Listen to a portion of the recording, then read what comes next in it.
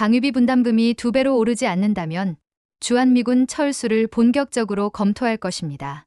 2025년 여름 워싱턴 DC 백악관에서 울린 이 한마디는 한국 사회를 얼어붙게 만들었습니다. 순식간에 CNN, BBC, NHK 같은 글로벌 언론이 긴급 속보를 띄웠습니다. 트위터와 유튜브에는 수백만 개의 게시물이 쏟아졌습니다. 거리에서는 사람들의 의견이 두 갈래로 갈렸습니다. 미군이 떠나면 우리는 위험하다는 불안, 이제 우리 힘으로 지켜야 한다는 자부심이 부딪혔습니다. 그러나 진짜 충격은 그 다음이었습니다. 이재명 정부가 아무 말도 하지 않았다는 것입니다. 기자회견도, 공식 입장도, 외교적 반박도 없었습니다. 완벽한 침묵. 왜 이렇게 침착하지? 뭔가 숨겨진 카드가 있는 걸까? 독일 출신 안보 연구원 헬레나 슈나이더는 그 질문 하나로 한국행 비행기에 오릅니다. 그리고 그녀가 목격한 것은 누구도 예상하지 못한 완전히 새로운 현실이었습니다. 이 영상은 바로 그날 이후 벌어진 사건들을 담고 있습니다. 왜 한국은 침묵했을까요? 그 침묵 뒤에는 무엇이 있었을까요? 그리고 그 답은 왜 전 세계의 시선을 한국으로 돌리게 되었을까요? 지금 바로 플레이 버튼을 눌러보겠습니다. 그 전에 잠깐 1초 만에 누를 수 있는 좋아요 버튼도 꼭 눌러주시면 영상 제작에 아주 큰 힘이 됩니다. 워싱턴 DC 백악관 브리핑룸 안. 공기는 이미 얼어붙은 듯 긴장으로 팽팽했습니다. 기자들이 들고 있는 카메라의 셔터 소리가 연속적으로 터졌고 회의실 중앙의 조명이 연단 위를 강하게 비췄습니다. 오늘은 평범한 브리핑이 아니었습니다. 전 세계 안보 지형을 흔들 수 있는 중대한 발표가 예고된 날이었기 때문입니다. 연단에 선 사람은 트럼프 캠프의 대변인 캐롤라인 레빗이었습니다. 그녀는 평소에도 거침없는 발언으로 언론의 주목을 끌던 인물인데 이번 발표는 유난히 목소리에 힘이 실려 있었습니다. 그녀가 준비된 원고를 내려다보며 차갑게 말했습니다. 방위비 분담금이 2배로 오르지 않는다면 주한미군 철수를 본격적으로 검토할 것입니다. 순간 회의실 안의 공기가 무겁게 가라앉았습니다. 기자들이 일제히 웅성거렸고 몇몇은 곧바로 휴대전화를 꺼내어 기사 작성에 몰두했습니다. 그 말은 사실상 한반도의 군사 균형에 직접적인 도전장을 던진 것이었습니다. 저는 그 장면을 숨죽여 지켜보며 심장이 빠르게 뛰는 것을 느꼈습니다. 제 이름은 헬레나 슈나이더입니다. 독일 출신의 안보군사 전략연구원으로 현재 유럽 국방안보 포럼에서 활동하고 있습니다. 저는 지난 10년 동안 주로 중동 분쟁, 유럽의 집단 방위 체계, 나토 확장 문제를 분석해왔습니다. 그러나 이번 한국 문제는 제 연구 경력 중에서도 특별한 의미를 지니고 있었습니다. 왜냐하면 이번 사안은 단순한 동맹 관계의 금전적 분쟁이 아니었기 때문입니다.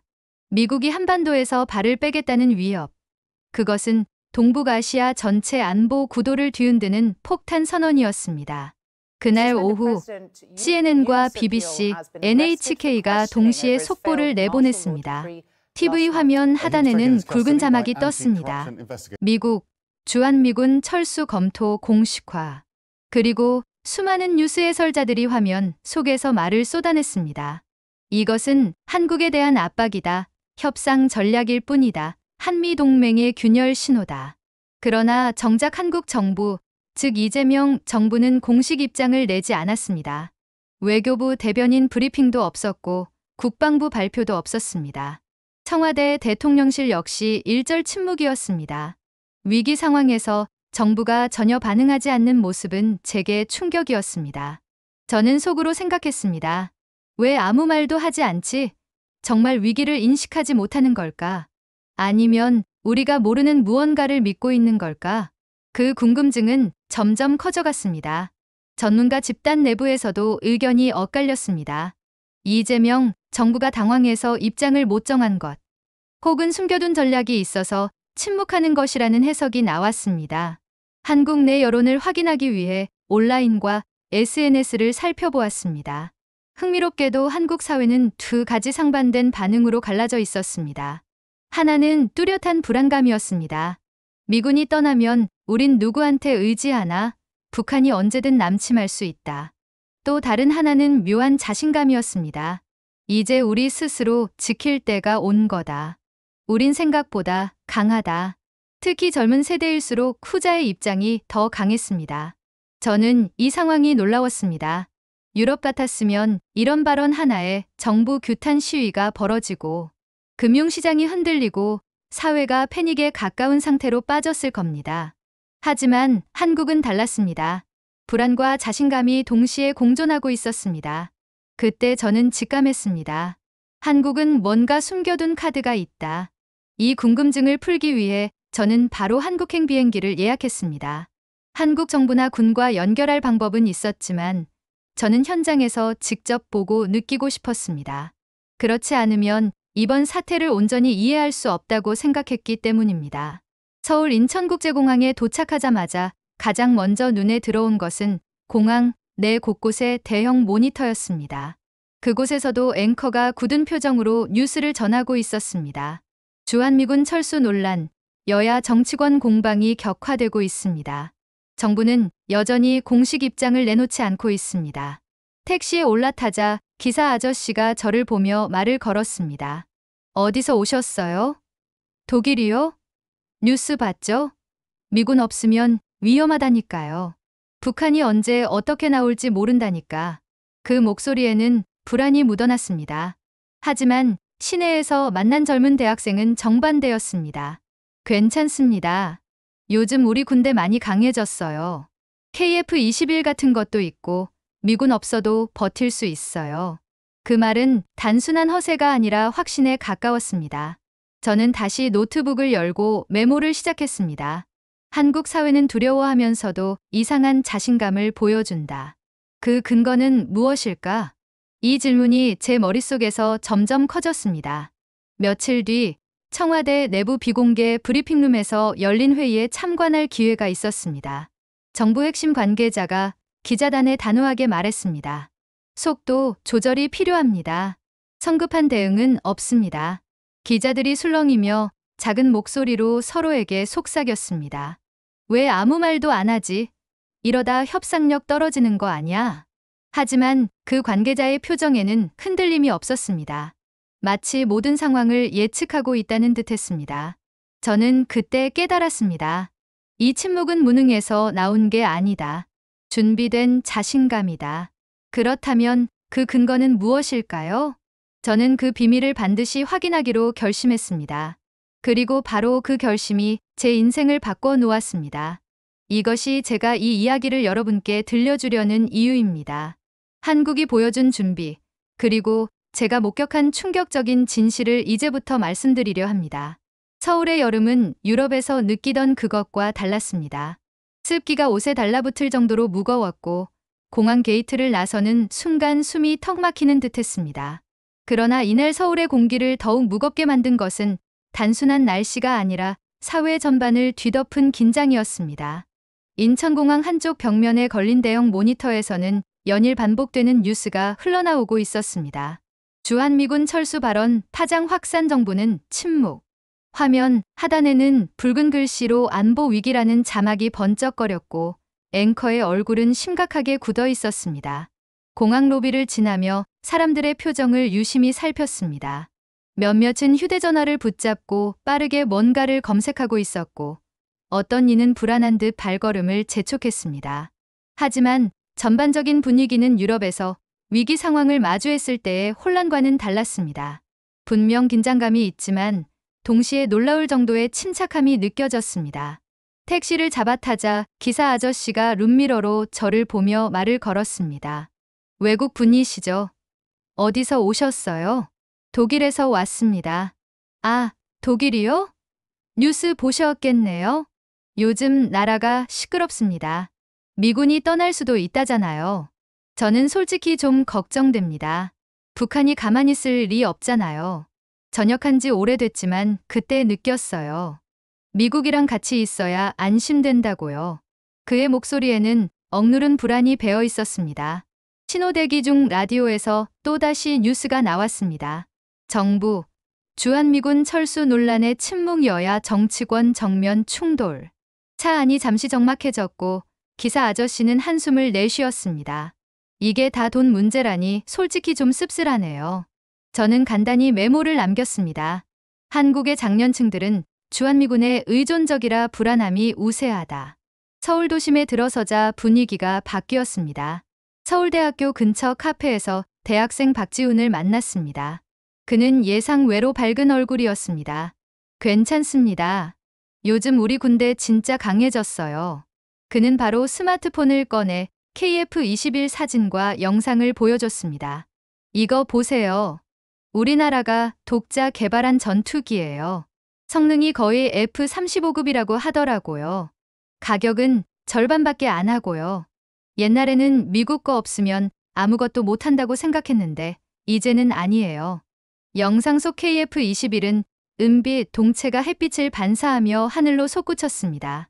날카로운 선회와 급강하, 그리고 매끄러운 착륙까지 완벽하게 해냈습니다. 박지훈은 뿌듯하다는 듯 웃었습니다. 이런 거 보면 이제 우리 힘으로 지킬 수 있다고 생각하는 사람들이 많아요. 저도 그래요.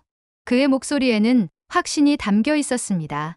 저는 잠시 혼란스러웠습니다. 독일에서 안보 연구를 하며 한국군의 현대화는 알고 있었지만 이렇게 당당한 목소리를 들으니 생각이 흔들렸습니다. 특히 젊은 세대가 불안 대신 자부심을 말하는 모습은 제 예상을 깨뜨렸습니다.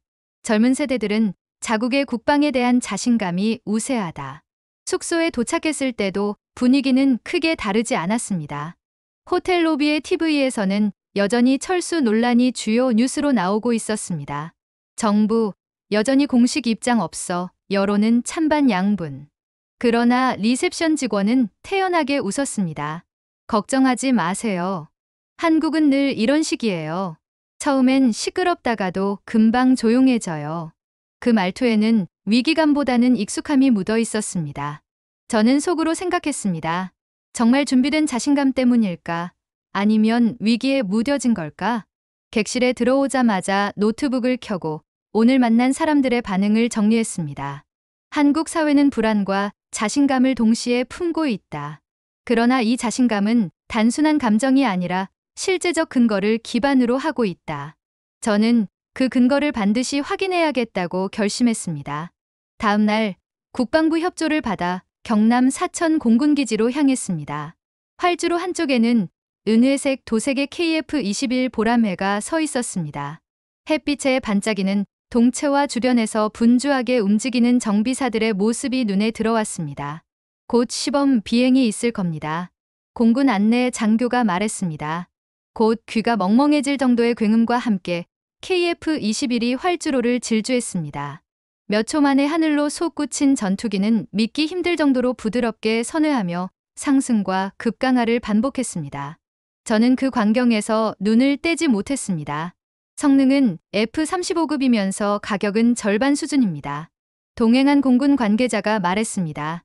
레이더 회피, 초음속 순항, 정밀 타격 능력까지 우리 군이 독자적으로 확보한 첫 전략 자산이죠. 그의 목소리에는 자부심이 실려 있었습니다. 저는 속으로 중얼거렸습니다. 한국이 진짜 이런 걸 만들 수 있었다니. 오후에는 현무 극초음속 미사일 브리핑이 이어졌습니다. 대형 스크린에는 목표를 정밀 타격하는 시뮬레이션 영상이 재생됐습니다. 윤지혜 준장이 차분하게 말했습니다. 발사 후 3분 이내 목표를 정확히 타격할 수 있습니다. 우리는 누가 우리를 지켜줄지를 묻지 않습니다. 우리가 누구를 지킬지 결정할 준비가 되어 있습니다. 그 말은 짧았지만 묵직하게 울렸습니다. 저는 메모를 멈추고 고개를 들었습니다.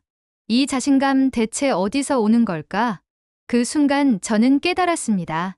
한국은 단순한 동맹국이 아니라 스스로 억제력을 갖춘 독립형 안보 국가로 진화하고 있었습니다.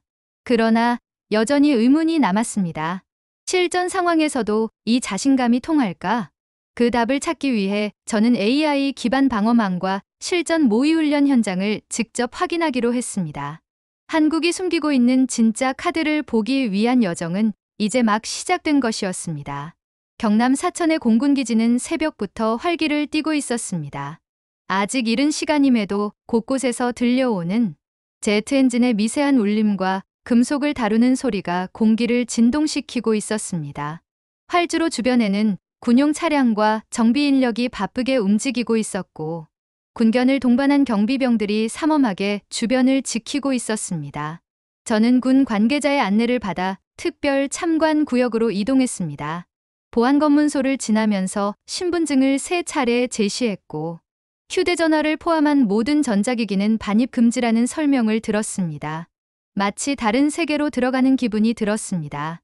KF-21 시범 비행은 곧 시작됩니다. 귀마개와 보호 안경을 착용해 주세요. 안내 장교가 건넨 장비를 착용하며 저는 가슴이 뛰기 시작했습니다. 눈앞에는 아직 지상에 서 있는 KF-21 전투기 한 대가 있었습니다. 햇빛을 받아 은빛으로 반짝이는 그 모습은 마치 대기 중인 괴수 같았습니다. 주변 정비사들은 마지막으로 기체 점검을 마치고 있었습니다. 엔진 노즐을 확인하는 정비병의 손길은 빠르면서도 섬세했고 그들의 표정에는 긴장감이 묻어 있었습니다. 곧 굉음이 터져 나왔습니다. KF-21이 활주로를 질주하더니 단숨에 하늘로 치솟았습니다. 순식간에 멀어지는 기체는 고속 상승 후 수평 비행으로 전환했고 이어 급격한 선회와 롤링을 연속적으로 시연했습니다. 하늘 위에서 은빛 궤적이 아치형 곡선을 그리며 펼쳐졌고 모든 기동이 부드럽고 정교했습니다. 곁에 있던 공군 관계자가 목소리를 높여 말했습니다. F-35급 성능의 가격은 절반입니다. 자체 개발 전투기로는 세계적 수준이죠. 그의 눈빛은 자부심으로 가득 차 있었습니다. 이제는 해외 의존도를 줄이고 독자적인 방위 역량을 갖춘 겁니다. 저는 숨을 멈춘 채 하늘을 올려다봤습니다. 유럽에서는 차세대 전투기 프로젝트가 정치적 이해관계 때문에 수년째 지지부진했는데 한국은 이미 실전 배치를 눈앞에 두고 있었습니다. KF-21이 착륙할 때까지 저는 펜을 들지 못했습니다. 단순한 기술 시연이 아닌 한국이 보여준 독립된 방위력의 선언처럼 느껴졌기 때문입니다. 오후에는 현무 극초음속 미사일 브리핑이 이어졌습니다. 대형 스크린에는 실제 발사 장면과 함께 시뮬레이션 영상이 교차로 재생됐습니다. 화면 속 미사일은 초음속을 훌쩍 넘어서는 속도로 목표 지점을 향해 돌진했고 복잡한 회피 기동을 하며 정확히 표적을 관통했습니다. 윤지혜 준장이 차분한 목소리로 설명했습니다. 현무는 발사 후 3분 이내 목표를 정밀 타격할 수 있습니다. 회피 기동 능력이 탁월해 요격이 사실상 불가능합니다. 그녀는 손가락으로 표적 지점을 가리키며 말했습니다. 이것은 단순한 공격 무기가 아닙니다. 전쟁 억제 수단입니다. 저는 그녀의 표정을 보았습니다. 과시적이지도 긴장하지도 않은 차분함. 그것은 준비된 자신감이었습니다. 그녀는 이어 말했습니다. 우리는 누가 우리를 지켜줄지를 묻지 않습니다. 우리가 누구를 지킬지 결정할 준비가 되어 있습니다.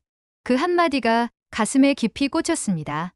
저는 펜을 놓고 그녀를 똑바로 바라보았습니다.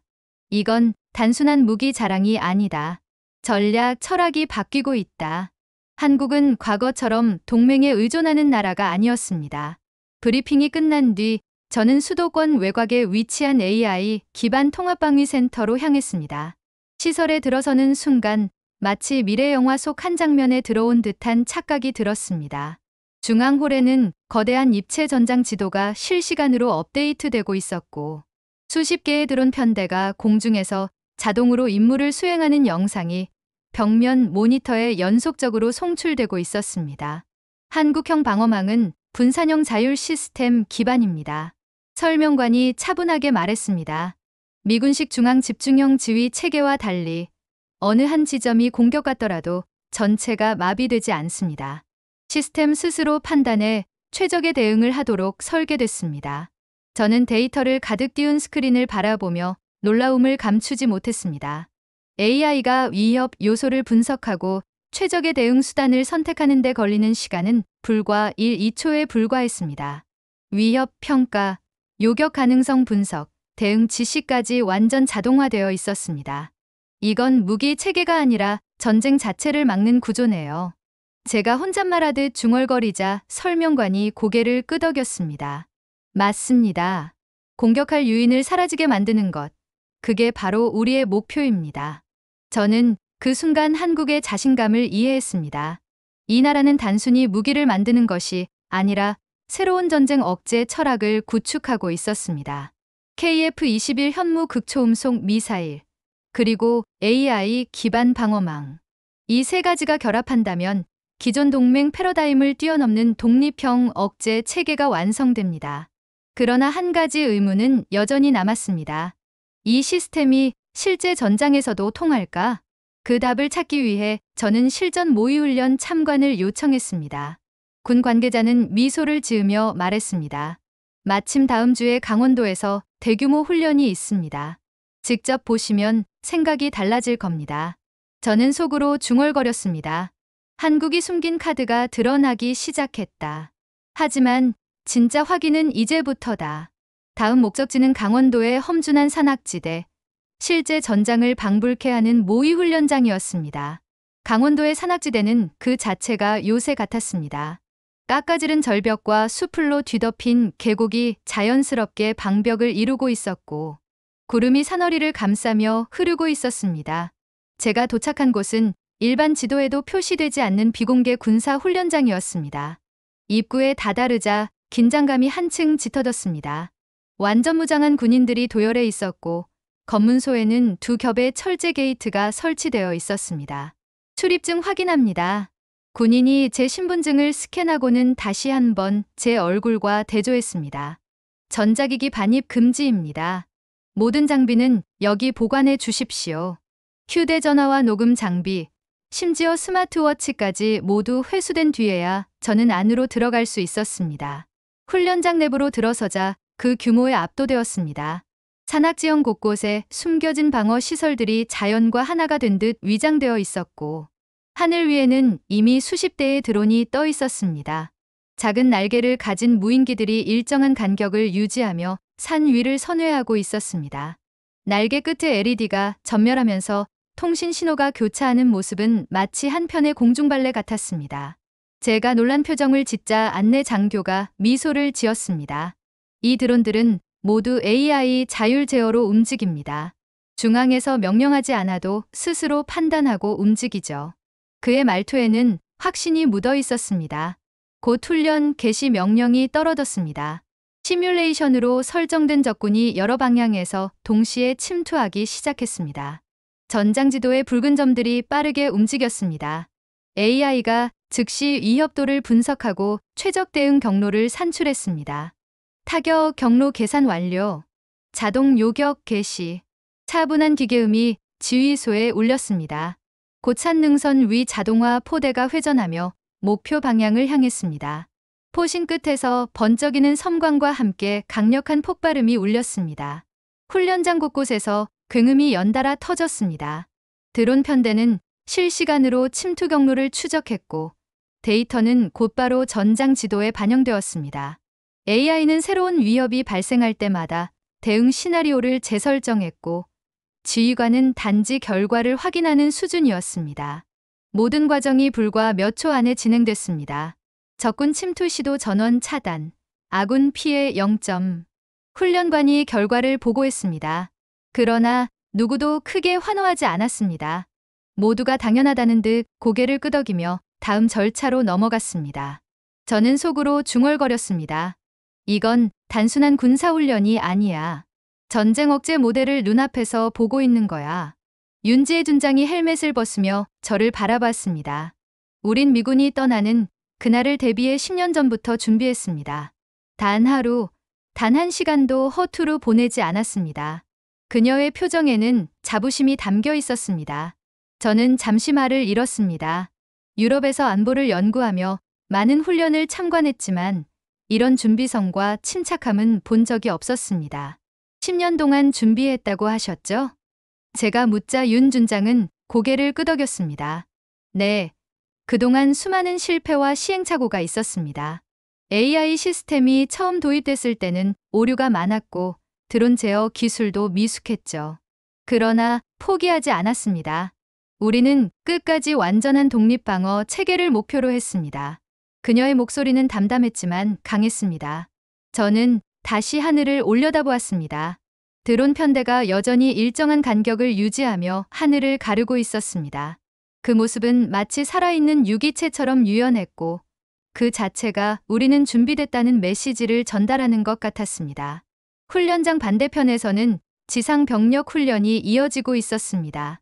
AI가 제공하는 데이터에 따라 병사들은 신속하게 이동했고 모든 작전이 완벽하게 맞물리듯 진행되었습니다. 병사들도 AI와 연동되어 있습니다. 위치, 탄약량, 체력 상태까지 실시간으로 모니터링 되죠. 설명관의 말에 저는 다시 놀랐습니다. 이 정도면 전쟁 양상이 완전히 달라지는군요. 맞습니다. 이제 전투는 단순한 화력 대결이 아닙니다. 정보와 속도가 승부를 가릅니다. 훈련이 끝나자 지휘소는 차분했습니다. 보통 훈련 후에는 박수나 환호가 나오지만 여기서는 달랐습니다. 모두가 당연하다는 듯 담담하게 자리에서 일어났습니다. 저는 그 모습이 오히려 더 인상 깊었습니다.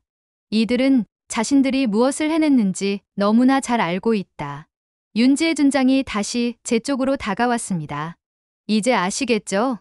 왜 우리가 흔들리지 않는지. 저는 고개를 끄덕였습니다. 네, 이 정도 준비라면 정말 미군이 없어도 가능하겠네요. 그녀는 미소를 지었습니다. 우리는 누구에게도 의존하지 않는 나라가 되려 합니다. 그것이 우리의 목표입니다. 그 순간 저는 깨달았습니다.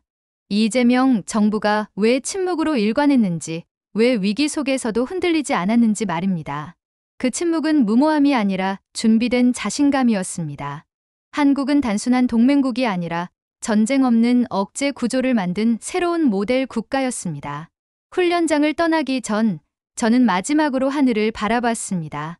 드론 편대가 구름 사이를 뚫고 지나가고 있었고 멀리서 KF-21 한 대가 비행 중이었습니다. 마치 한국이 우리는 이제 준비됐다라고 선언하는 듯한 모습이었습니다. 제 가슴은 벅차올랐습니다. 이 이야기를 반드시 전 세계에 알리겠다. 그 결심은 흔들림이 없었습니다. 강원도의 실전 모의훈련을 목격한 지 사흘 뒤, 저는 서울 중심부에 위치한 한 고급 호텔에 있었습니다. 이곳에서는 한국 국방부와 미국 측 대표단의 비공식 회담이 예정돼 있었습니다. 이 회담은 공식 일정에 잡히지 않은 비공개 접촉이었지만 이미 양측이 보유한 이해관계 때문에 언론계에서는 큰 관심을 갖고 있었습니다. 그 중에서도 저는 예외적인 초청을 받아 특별 참관석에 앉게 되었습니다. 회의실 입구에는 정장을 입은 경호 인력과 보좌관들이 삼엄하게 서 있었습니다. 출입 명단 확인 절차는 까다로웠고 전자기기 반입은 전면 금지였습니다. 휴대전화, 노트북, 심지어 스마트워치까지 모두 맡기고서야 저는 회의실 안으로 들어갈 수 있었습니다. 회의실 내부는 차갑게 정리된 고급 가구와 은은한 조명 아래 긴장감이 서려 있었습니다. 긴 타원형 테이블 양쪽으로 미국과 한국 대표단이 마주 보고 앉아 있었고 테이블 위에는 각국 국기가 작게 꽂혀 있었습니다. 미국 측에서는 트럼프 캠프 출신의 핵심 안보 보좌관과 군사 전문가 몇 명이 자리했고 한국 측에서는 국방부 차관과 합참 관계자, 외교부 차관 등이 참석했습니다. 저는 회의의 진행을 관찰하며 내심 긴장된 숨을 내쉬었습니다. 회의가 시작되자마자 미국 측 대표가 날카로운 어조로 입을 열었습니다. 한국이 독자적인 방위 체계를 구축하고 있다는 보도가 쏟아지고 있습니다. KF-21 현무 극초음속 미사일, AI 기반 방어망까지 미국이 수십 년간 제공해 온 전략적 우산을 대체하려는 겁니까?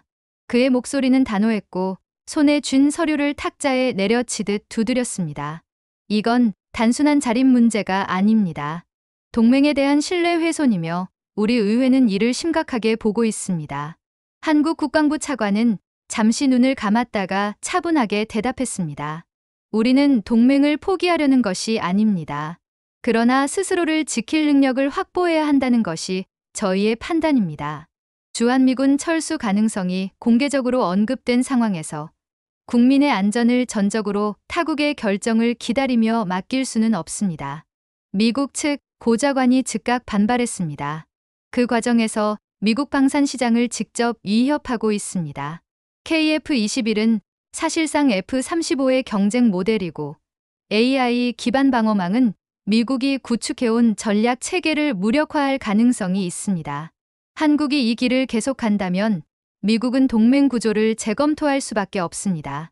회의실은 차갑게 가라앉았습니다. 저는 그동안 참아왔던 말을 꺼냈습니다. 실례합니다. 제가 말씀드릴 부분이 있습니다. 모두의 시선이 제게 쏠렸습니다. 저는 헬레나 슈나이더, 독일 출신 안보 연구자입니다. 저는 최근 한국의 방위력을 직접 목격했습니다. KF-21 시범 비행, 현무 극초음속 미사일, AI 기반 방어망, 그리고 강원도의 실전 모의 훈련까지 그 어떤 것도 보여주기용이 아니었습니다. 그것은 준비된 현실이었습니다.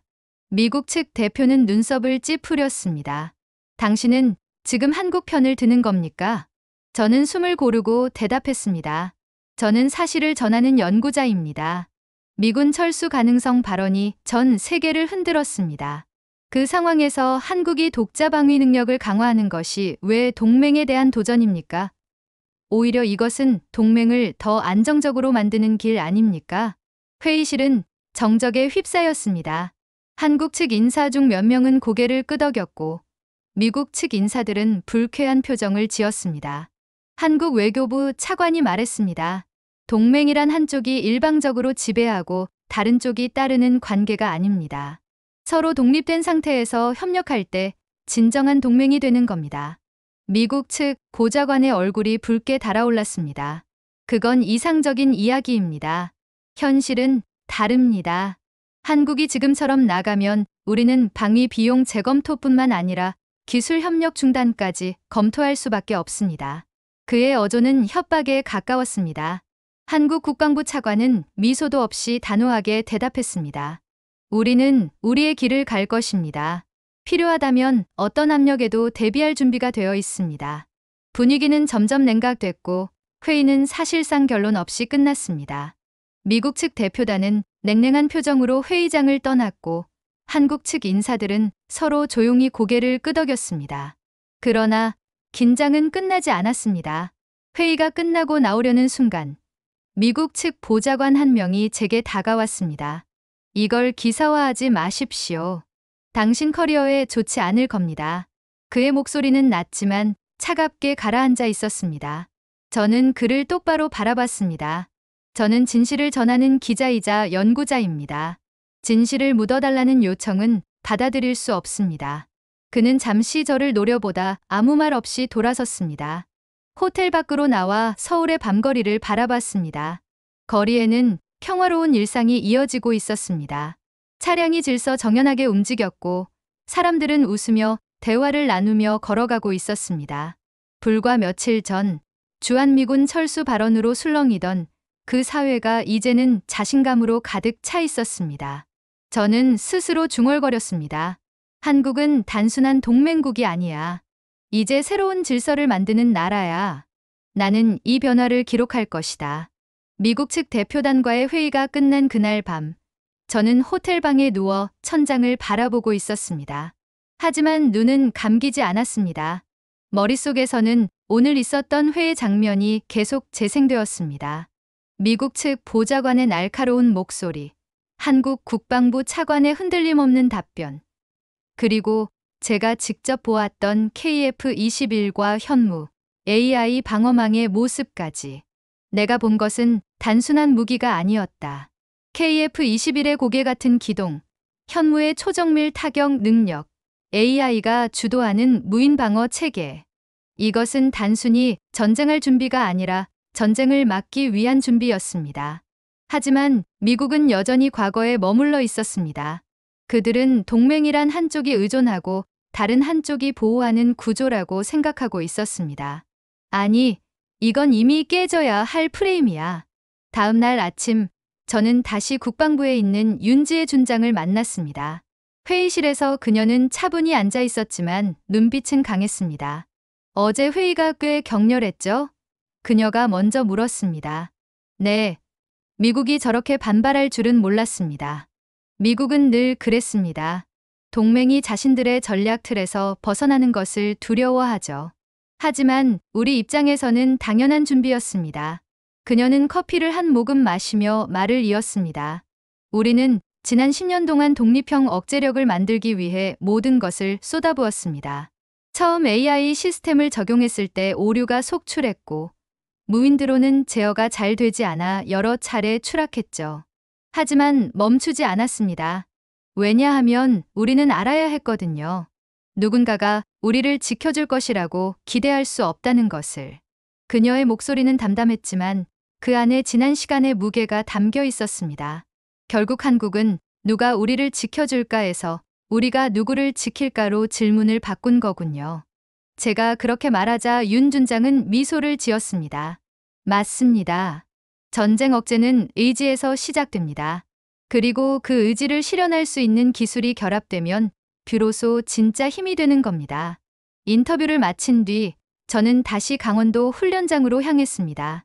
이번에는 특별히 지휘소 내부를 깊게 볼 수 있는 허가를 받았습니다. 지휘소 안은 수십 개의 대형 모니터가 실시간 데이터를 표시하며 활발하게 돌아가고 있었습니다.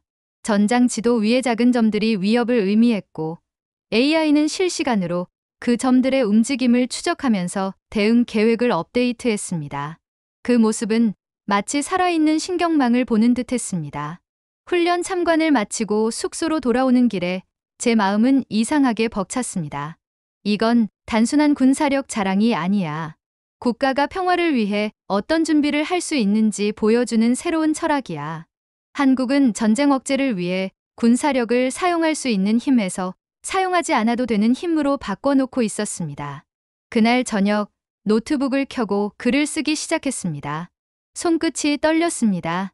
한국은 전쟁 없는 억제 구조를 만든 최초의 국가다. 한 문장을 입력한 순간 온몸에서 소름이 돋았습니다. 이 한 문장이 지난 며칠 동안 제가 보고 들은 모든 것을 요약하고 있었습니다. 며칠 뒤 저는 독일 베를린으로 돌아왔습니다. 곧 유럽 안보학회에서 발표할 기회가 주어졌습니다. 발표 준비 과정은 치열했습니다. 수백 장의 사진과 영상, 그리고 한국에서 받은 데이터들을 분석하며 보고서를 작성했습니다. KF-21의 비행 데이터, 현무 미사일의 사거리와 명중률, AI, 방어망의 알고리즘, 구조까지 꼼꼼하게 정리했습니다. 발표 당일 연단에 서자 수백 명의 학자와 언론인이 저를 바라보고 있었습니다. 저는 최근 한국을 취재하고 연구했습니다. 주한미군 철수 논란 속에서 한국이 어떤 준비를 했는지 직접 보았습니다. 여러분, 한국은 더 이상 동맹 없이는 불안한 나라가 아닙니다. 그들은 독립형 억제력을 가진 나라로 진화했습니다. 청중들은 놀란 듯 서로를 바라봤습니다. 저는 말을 이어갔습니다. KF-21 전투기, 현무 극초음속 미사일, AI 기반 방어망 이들은 단순한 무기가 아닙니다. 한국은 누가 우리를 지켜줄까가 아니라 우리가 누구를 지킬까를 묻는 나라가 되었습니다. 이것은 단순한 군사 전략의 변화가 아니라 새로운 세계 질서를 여는 신호입니다. 발표가 끝나자 강당은 잠시 정적에 휩싸였습니다. 곧 한 학자가 손을 들었습니다. 그렇다면 한국 모델은 다른 국가에도 적용할 수 있습니까? 저는 잠시 생각한 뒤 대답했습니다. 기술만 복제해서는 안 됩니다. 한국 모델은 스스로 지킬 의지와 전쟁을 막는 철학이 결합했기에 성공한 것입니다. 그것이 전제 조건입니다. 발표가 끝난 뒤 저는 수십 통의 이메일을 받았습니다. 유럽 각국 언론사, 연구소, 그리고 심지어 몇몇 정부 기관에서도 자료를 요청했습니다. 그때 저는 확신했습니다. 한국이 만들어낸 길은 단순한 하나의 국가 사례가 아니라 앞으로 세계가 배워야 할 모델이라는 것을요. 베를린으로 돌아온 첫날, 제 머릿속은 여전히 한국의 장면들로 가득 차 있었습니다. KF-21이 은빛 궤적을 그리며 하늘을 가르던 모습, 현무 극초음속 미사일이 목표를 정밀 타격하던 순간, AI 방어망이 스스로 판단해 적 침투를 막던 광경. 그것은 단순한 군사력 과시가 아니었습니다. 전쟁 없는 억제력이라는 철학의 구현이었습니다. 저는 이 경험을 기록해야 한다고 생각했습니다. 하지만 논문이나 보고서만으로는 부족했습니다. 사람들이 직접 보고 느끼도록 만들어야 했습니다.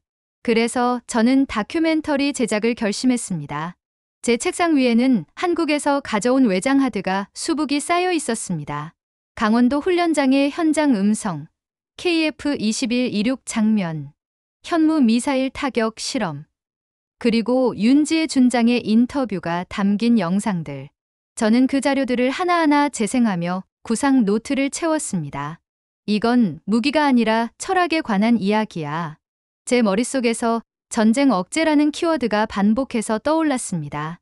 독일의 다큐멘터리 제작사 노르트미디어와 협업이 성사됐습니다.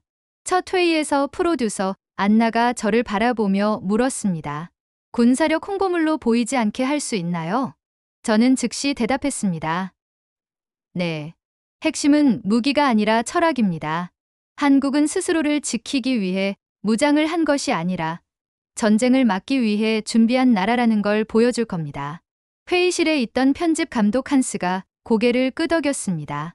그렇다면 편집 스타일을 차갑게 가지 말고 인간적인 감정을 살리죠. 제작팀은 제 경험을 기반으로 스토리보드를 만들었습니다. 1막은 KF-21 시범 비행, 2막은 현무 미사일과 AI 방어망, 3막은 강원도 실전 훈련, 4막은 한국이 보여준 철학과 사람들. 특히 강원도 실전 훈련 장면은 모든 제작진을 충격에 빠뜨렸습니다.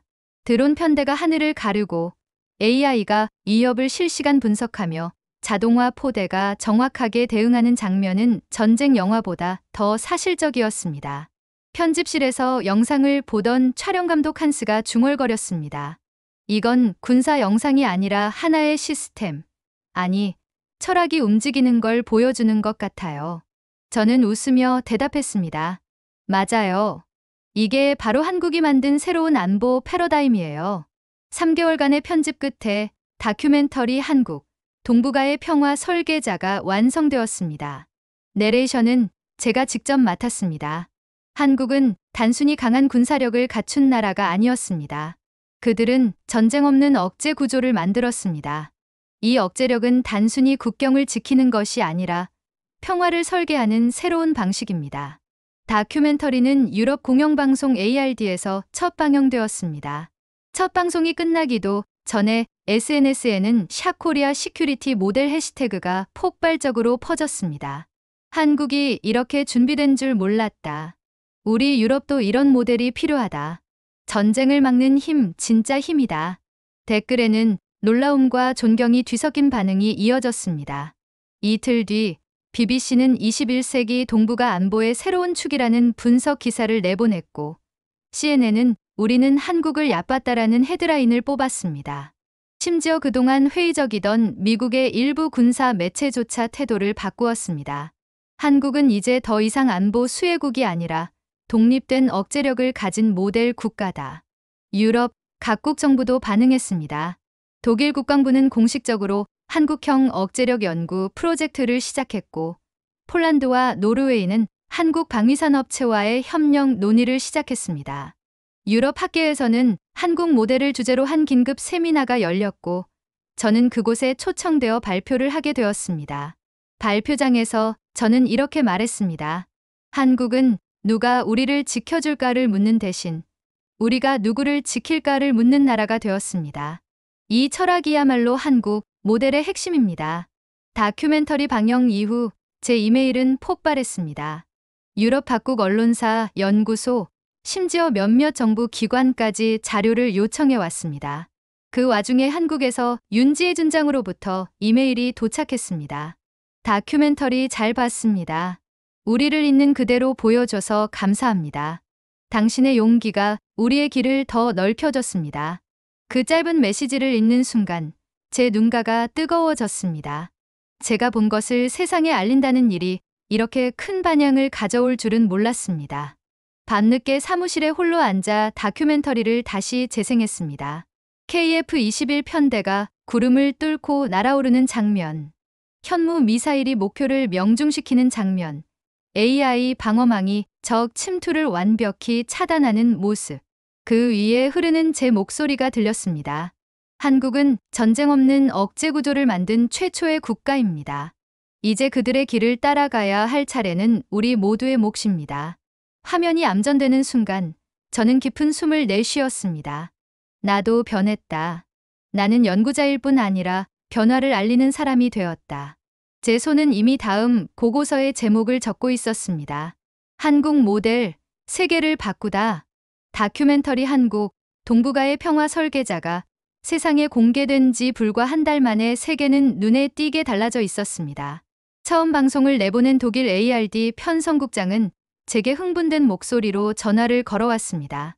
시청률이 10년 만에 최고치를 찍었습니다. 특히 20에서 40대 젊은 층의 반응이 폭발적입니다. 당신이 한국에서 본 그 전쟁 억제력 모델, 사람들의 인식을 송두리째 바꾸어 놓았습니다. 유럽 언론들은 앞다투어 한국 모델을 분석했습니다. 영국 가디언은 이렇게 보도했습니다. 한국은 단순한 안보 수혜국이 아니다. 그들은 전쟁 자체를 막는 시스템을 만든 최초의 국가다. 프랑스 르몽드는 사설에서 이렇게 평했습니다.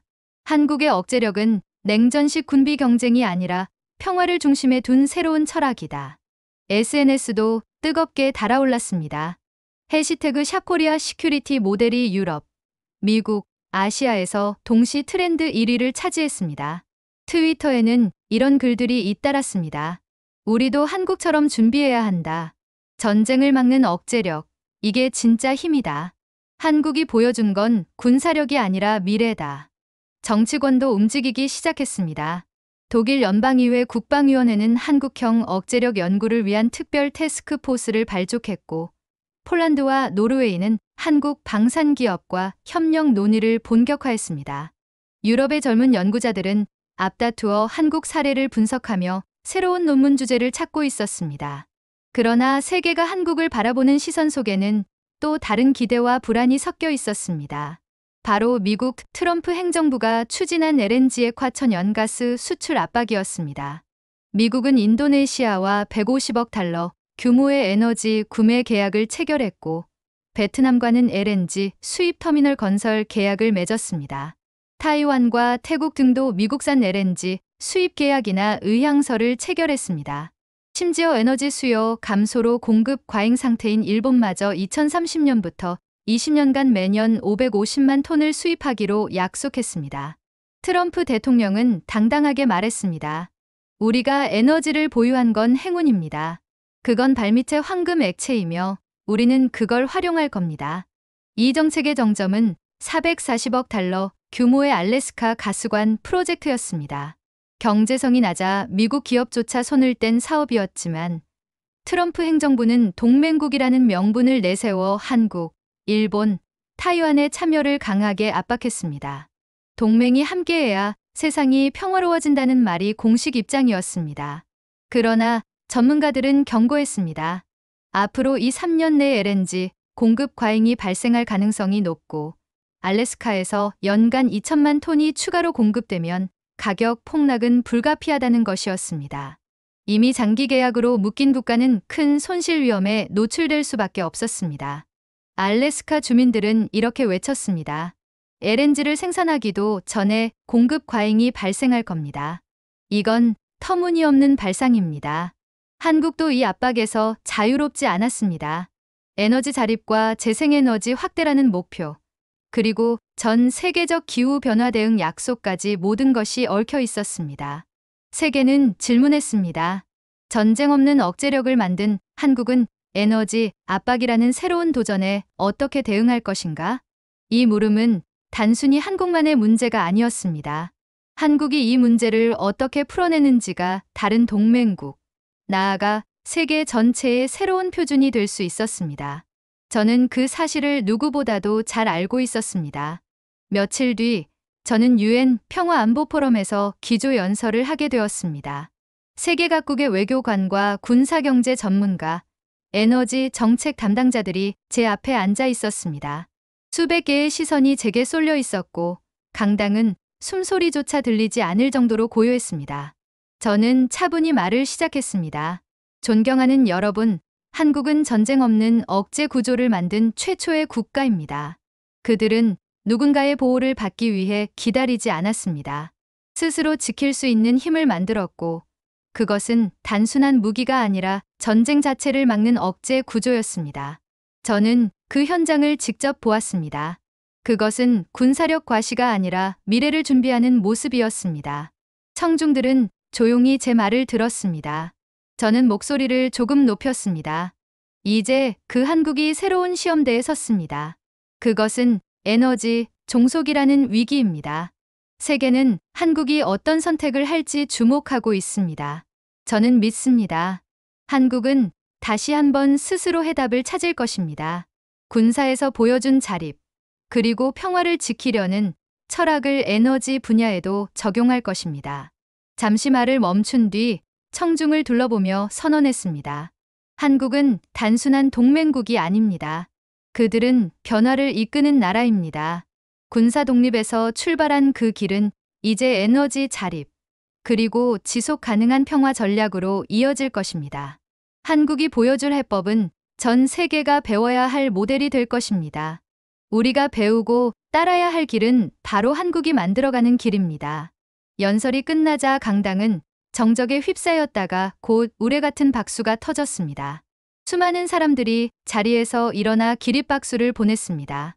그 박수 속에는 단순한 존경심이 아닌 한국에 대한 커다란 기대가 담겨 있었습니다. 무대에서 내려오면서 저는 속으로 중얼거렸습니다. 한국의 다음 발걸음이 세계의 길을 바꿀 것이다. 한국은 이제 더 이상 동북아의 작은 나라가 아니었습니다. 세계 평화의 설계자, 그리고 새로운 에너지 질서의 개척자로 불리고 있었습니다. 전쟁 없는 억제력을 만든 한국. 이제 그들은 에너지 압박이라는 새로운 시험대에 올랐습니다. 세계는 숨죽인 채 그들의 선택을 기다립니다. 한국이 만들어낼 다음 해법이 21세기 평화와 에너지 질서를 다시 쓸지도 모릅니다. 한국, 이제 당신의 차례입니다. 오늘의 이야기는 여기까지입니다. 여러분은 어떻게 느끼셨나요? 여러분의 생각과 마음속 울림을 댓글로 남겨 감동이 흐르는 플레이리스트를 꾸며주세요. 여러분의 댓글 하나하나가 영상을 제작하는데 큰 힘이 됩니다. 그리고 오늘의 사연이 따뜻하게 다가오셨다면 구독과 좋아요도 잊지 말아주세요. 다음엔 더 깊은 감동과 더 진한 이야기로 찾아뵙겠습니다. 함께해 주셔서 진심으로 감사합니다.